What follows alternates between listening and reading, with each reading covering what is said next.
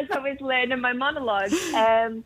But you know, the opportunity to bring this monologue to life, and you know, try and fill Julie Walters' footsteps in some sort of way, and work with Jodie, honestly, was hugely exciting to me. And it's one of those things, you know, you look at a piece of material that big and you're like, how am I gonna do it? And then it's so incredible when you all get together as a team, and you know, especially under the kind of the COVID restrictions, and everyone pulls together and really wants to make something work. So it was really, really amazing. So you play Leslie, and as you say, she was originally played by Julie Walters in 1988. How did you work, and tell us about bringing this monologue to life? I mean, with the, you know, under lockdown restrictions, it must have been very tricky.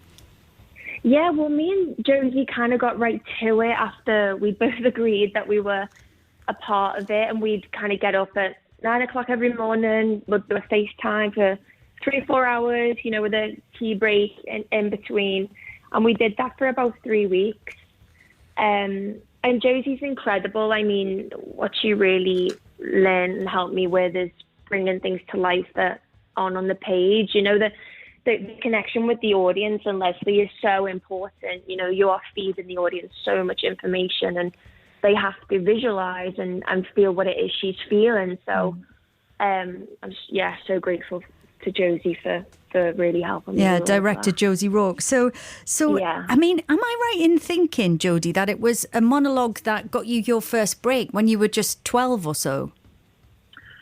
Yeah, I did. Liverpool used to do this thing called the Liverpool Drama Festival, which I don't know if they do it anymore, which is actually really sad. And it used to be in the St. George's Hall. And you'd go in and there'd be like groups of 30 kids, all different, you know, age groups. And yeah, I did a monologue, and it was a monologue about Hillsborough, and it was a local playwright. And I won the festival, and that was the first time my dad ever seen me act. So that was a huge, you know, when I think back to that moment, that was a pretty big moment. But what did he say about it? Was he blown away? He was terrified, because I was maybe last in the group to go up, and there were so many kids that were incredible, and he'd never seen me act before, and he said he was kind of like, oh God, like, just let it get up there and have a good time and enjoy yourself.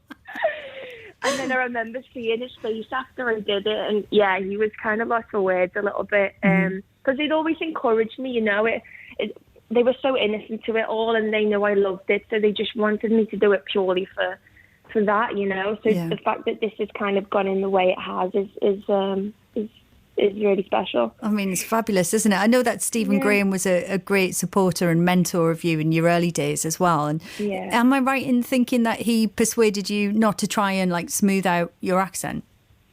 Yeah.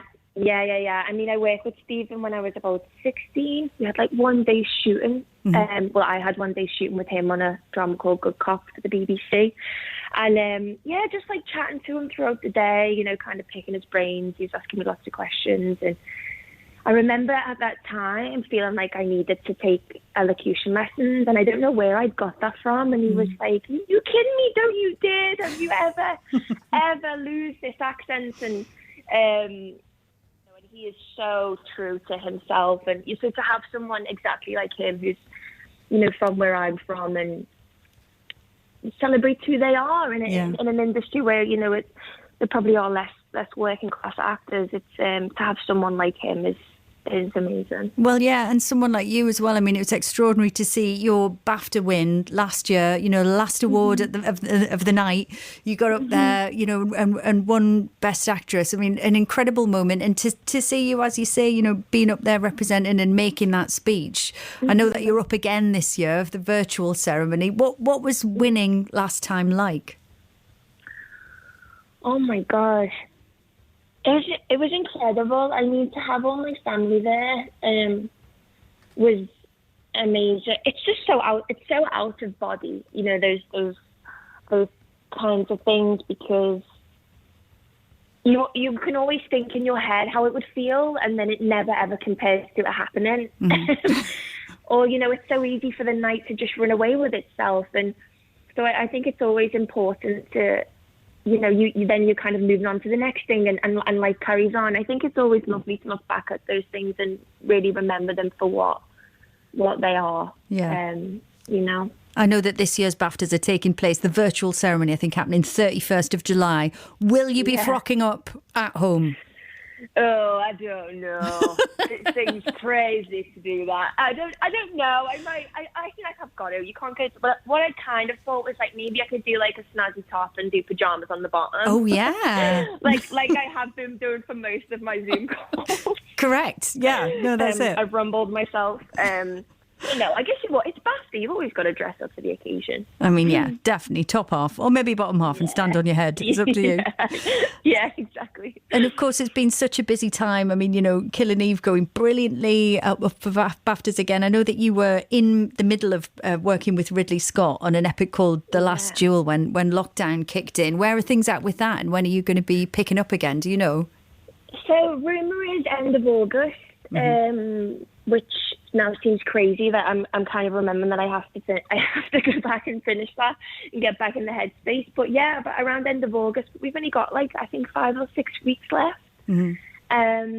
So yeah, I'm itching to kind of to get my head back in the game now, and so not too long really. Yeah, and I mean, obviously, Nicholas Heitner was saying yesterday one of the great things about Talking Heads was that this is a project that you could make with the production values that you would want to give it during lockdown.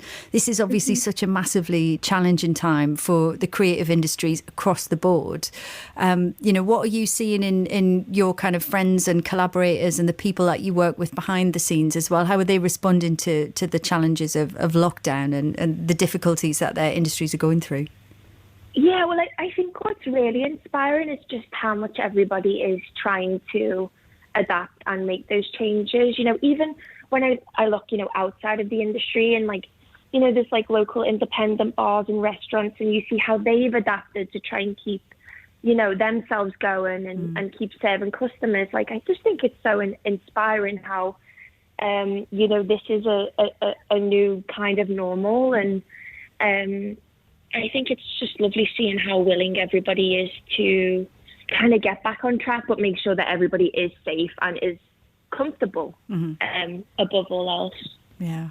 Well, thank you so much for talking to us today, Jodie. It's a real pleasure to speak to you, and congratulations on Talking Heads. The reviews are out this morning and been fantastic. I think they're all up on iPlayer already, all 12 episodes, and yours is Her Big Chance. So that's going at BBC One Monday the 29th of June at 8:45, and of course Kill and Eve on BBC iPlayer now as well. Thank you very much, Jodie Comer. Great to speak to you. Fingers crossed for both halves of you at the BAFTAs this year, yeah? Yeah. Thank you. Cheers.